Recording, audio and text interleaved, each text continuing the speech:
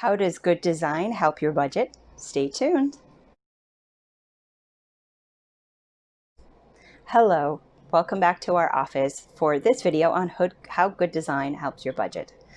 I touched on this topic a little bit in some of my previous videos. One of the best videos to show a bunch of value for us is the how drawings save you money.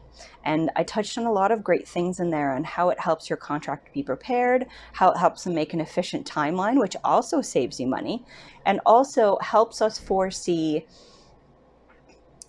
budgetary concerns way in advance.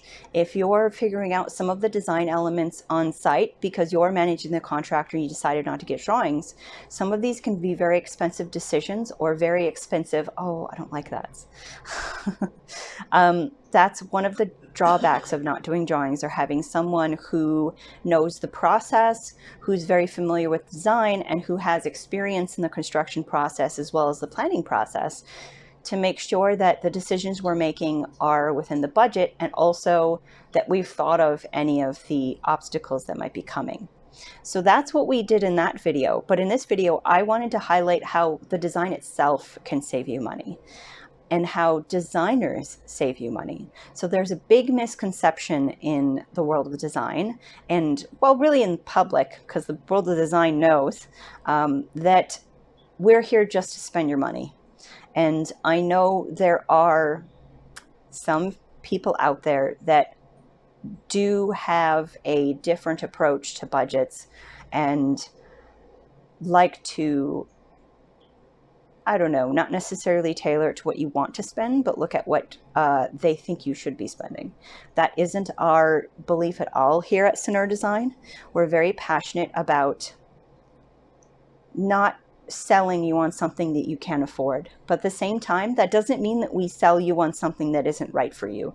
We want you to be incredibly happy with your space. And you know what? That's not a budgetary number.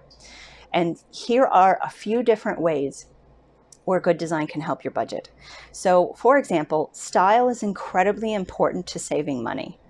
And a good example of this is what we call high-low design. And you can find examples of this in places like House and Home. City Line likes to do this, where they do one high and one low space, and they look almost exactly the same, and you can't guess which items are high and which are low. That is something we do every day in interior design and in projects for people's homes. I've very much done that in my project for Distillery Blue. We're balancing items that are totally worth spending on for our clients and her preferences and her needs and her priorities in her project, with things that aren't quite as important to her that we can save money on. Some of those examples are, we knew from the beginning her original budget wasn't enough. We told her that, based on the fact that she wanted a lot of built-ins in her one-bedroom condo. And I know from experience, those are very expensive, especially good quality ones she wanted. This is her forever home. This is not her doing a renovation to sell the condo, which is very different. This is her living out the rest of her life in this one condo. And so this has to A, be beautiful and perfect for her, but B, also be a space that's going to last that long and that isn't going to wear poorly. And part of that is things like built-ins aren't going anywhere. So they need to wear well and they need to be good quality. Also, you don't want like the doors falling off or the drawers not working properly in 5 years. You want those mechanisms to last a long time and something you can be proud of many years from now. So when we had budget discussions about her, we balanced what was important to her versus what wasn't as important.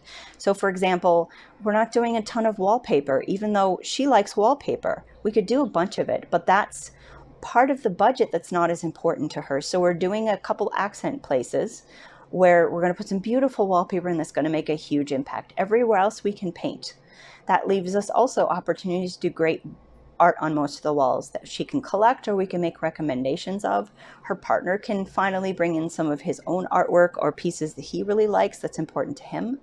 And some other examples about how good design saves you money. So going back to the idea of high-low.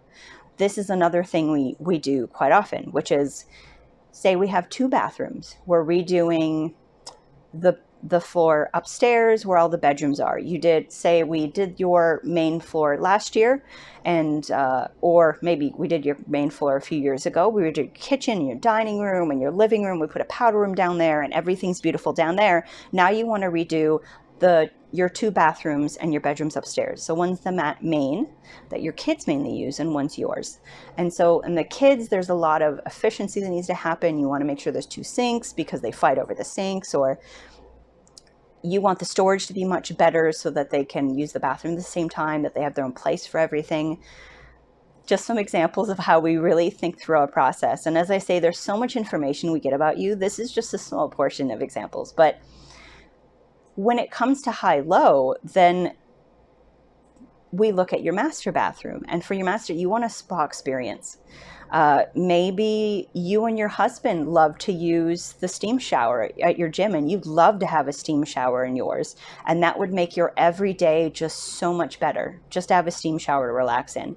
Well, that costs a lot more money than just doing a simple shower head. Or maybe you were at a friend's house and they had all the body jets and a smart shower system that had beautiful lighting, and you were just so impressed and you really want to install this in your shower.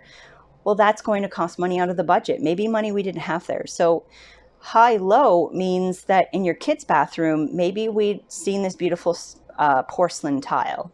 I'd spotted it before, but now when we look at the budget, we can say, well, maybe we save some money in the kids' bathroom. Maybe we use subway tile, white subway tile for most of it, and we do some accents in there. We can do these accent tiles to make it still be a beautiful space and feel really nice, but not be as expensive as it could be. And then we can take that money we save and we can use it to give you upgrades in your bathroom. These are all great ways that we balance your budget, and things that only an experienced designer can really do well. A designer that has your best interests in mind. And I don't just mean your design best interests, but your financial best interests and your interests of using this space in the future. That is all really important to us. And so when you have us on a project, we can help so much with saving you money in the right places, but also making sure you don't save money in the wrong places. And that's just as important sometimes. And I know our client at Distillery Blue is very happy with that at this point.